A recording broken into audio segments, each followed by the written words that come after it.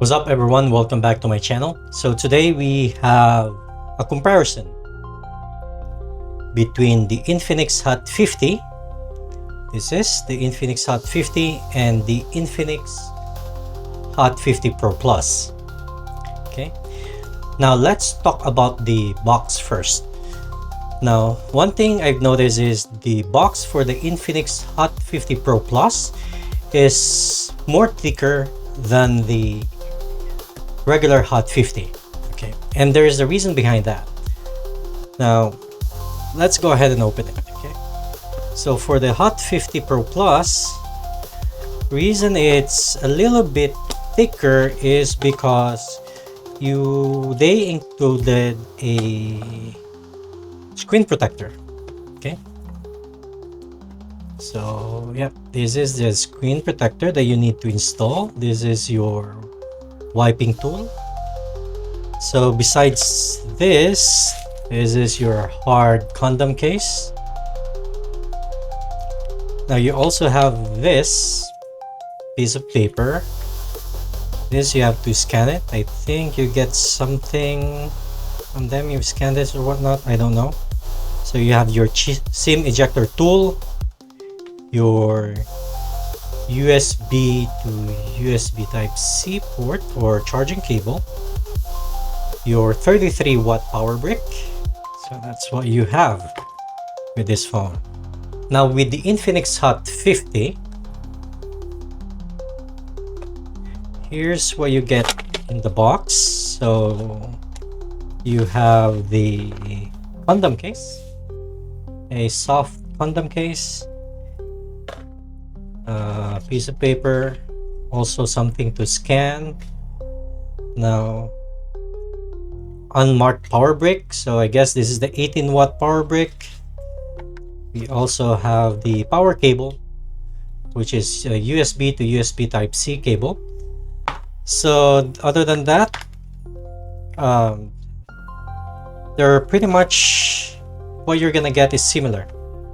Now let's talk about some key specs. Okay, both actually is powered by the MediaTek Helio G100, so it is an upgrade. I don't think I cannot say it's an upgrade because the clock speed of the G100 versus the G99 is actually similar. They have the same clock speed and processor, and they're using also the same GPU. So now I think the only difference that they've advertised is that the MediaTek Helio G100 has better power efficiency and also better network connectivity. So I don't know whether or not they refer to from a network signal connectivity or that's included the Wi-Fi also.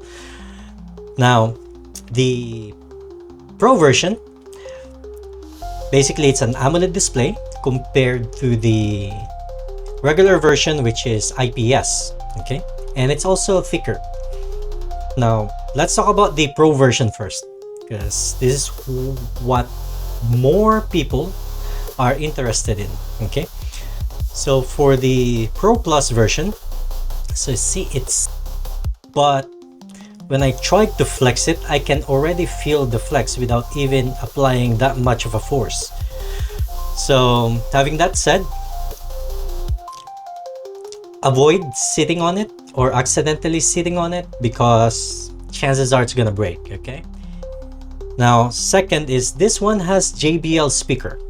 So we have the bottom speaker, we also have top speaker, so it's a dual speaker. Sadly, we don't have the 3.5mm jack because it's already so thin that I don't know where they could fit it. They could have put it here, but I don't know. The regular version, we have the 3.5mm jack, bottom speaker, but it's only a single firing speaker, so we don't have a top speaker here. Now this is IPS display. It is in numbers, it is 800 nits maximum brightness. In numbers for the Pro version, it's 1300 nits. So that's actually good for this price. Actually, I think it's cost 8,500 if you buy it online. But then again, I didn't check the latest pricing for this phone, so the price may vary. And this also this is cheaper, so I think 7,500 and whatnot if you buy it online. But if you buy it on a physical store, it will be much more expensive. Now, let's talk about the camera. So at the back, we have the at the back, we have the 50 megapixels. Now, the rest of this camera, actually, these are just sensor. So it's not a camera itself. It's just a sensor. Similarly to the cheaper version. So 50 megapixels and just a sensor for the other two. What I've noticed though, that in other countries, they only have 48 megapixels for the main camera. But in Philippines, somehow we get it for 50 megapixels. Now at the front, we have the 8 megapixels front camera. And for the Pro version, we got the 13 megapixels. So it's better than, of course, the cheaper version, as you expect. Now let's talk about some software difference between the two. Okay. Now, if you go into settings, then display. Where's our display here? The display. Now head on to the refresh rate. Okay.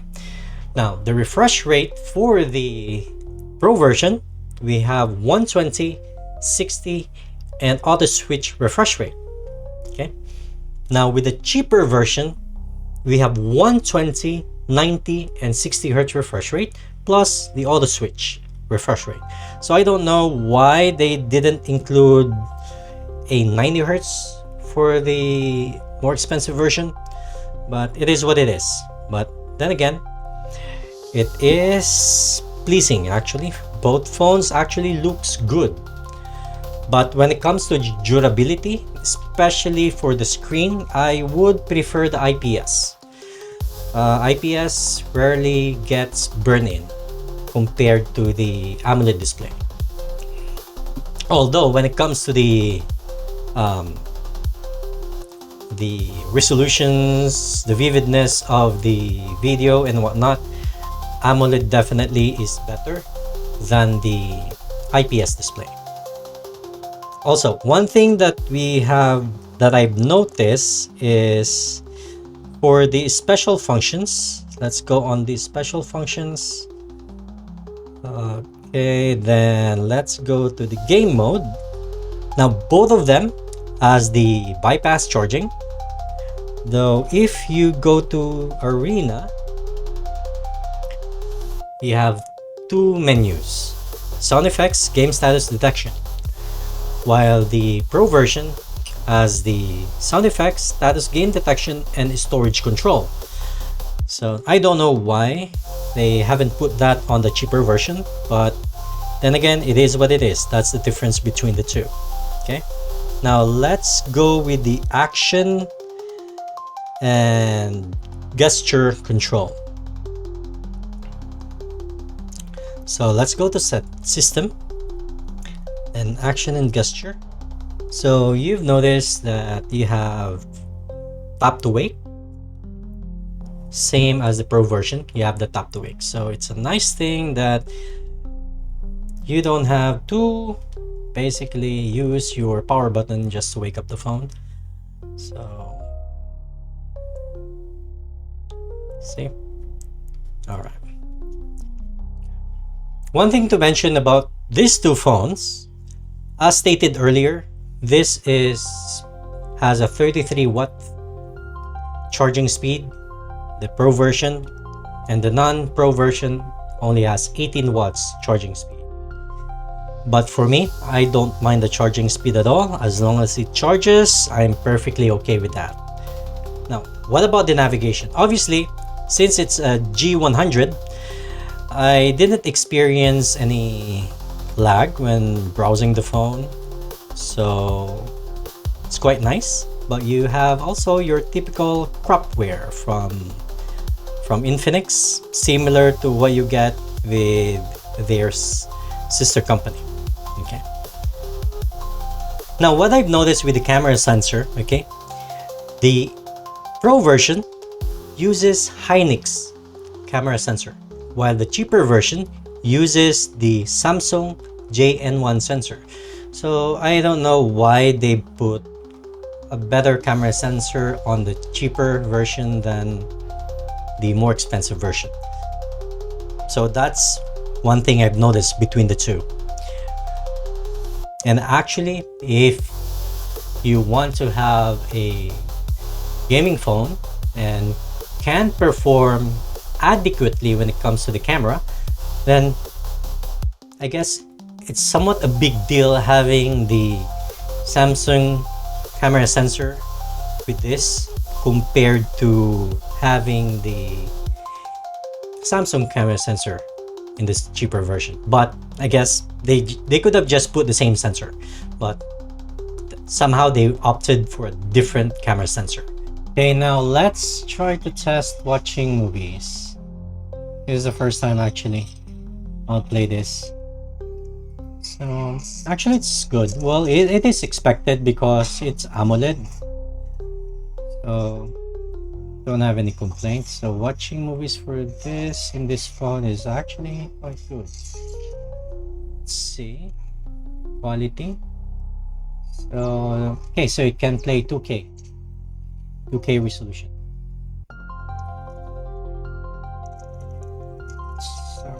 So you can see that, of course, it's AMOLED, so it's really vibrant. That's what AMOLED is known for: vibrant and vivid colors. So it's quite pleasing to watch movies in this phone. On the other hand, the Infinix Hot 50, the regular version, it has soft colors. Actually, for me, I don't know whether or not you agree, I always like the IPS display because of the soft color. I prefer soft colors compared to vivid colors. And IPS display also produces more natural color than the AMOLED display. But then again, that's just me. So yours may be different.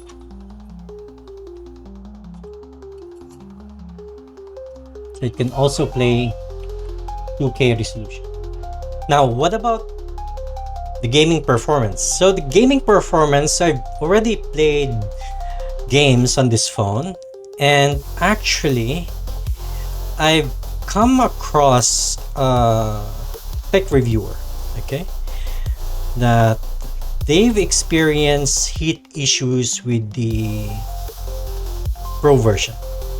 But in my case, I haven't actually experienced any heat issues when playing Mobile Legends, Call of Duty Mobile, and also the FC Mobile, the soccer game from EA.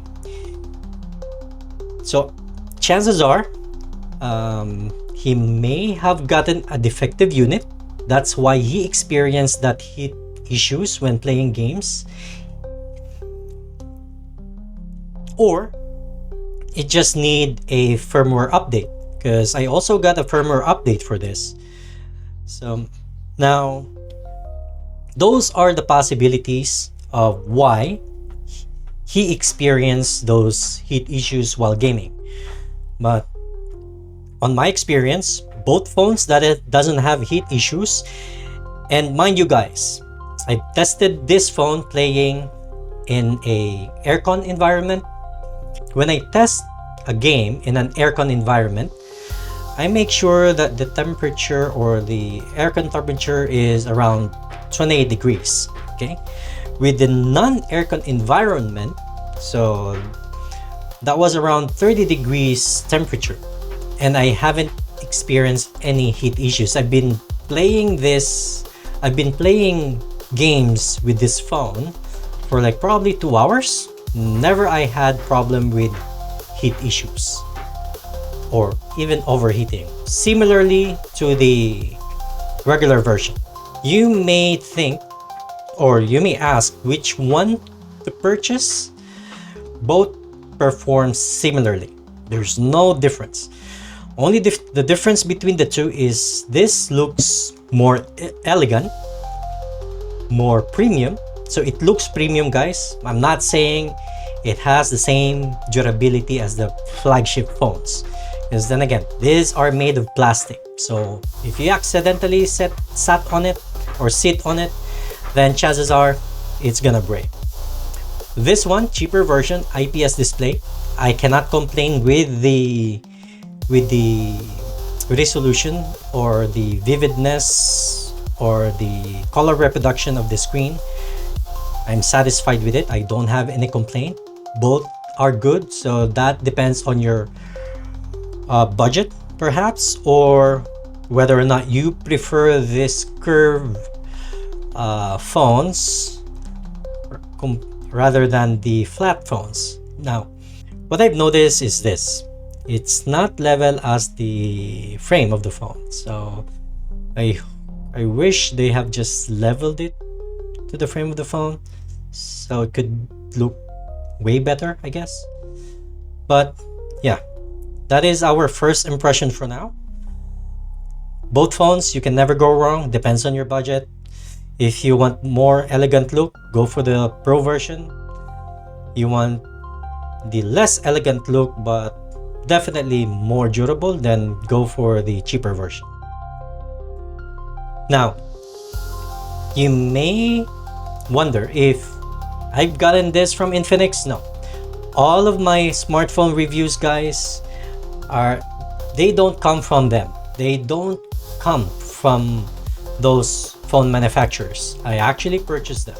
So subscribing with my channel and hitting that like button would help. And if I may, you can watch the entire video or watch every video I upload, because I'm not a full-time YouTuber yet. So hopefully I will be soon, but fingers crossed. So anyway, guys, thank you for watching and you have a good day.